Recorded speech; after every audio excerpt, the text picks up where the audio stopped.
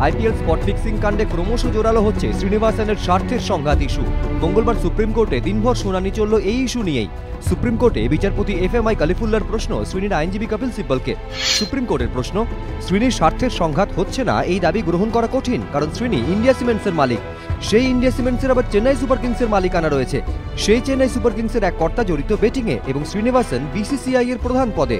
শ্রীনির স্বার্থের সংঘাত ইস্যুতে সুপ্রিম কোর্টের নির্দেশ, হয় বিসিসিআই নয়তো চেন্নাই সুপার কিংস, যে কোনো একটাকে বাঁচতে হবে শ্রীনিকে।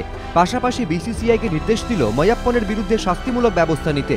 সুপ্রিম কোর্ট জানায় তারা চায় না দোষীদের শাস্তির ক্ষেত্রে বোর্ডকে সরিয়ে রেখে কোনো সিদ্ধান্ত নিতে।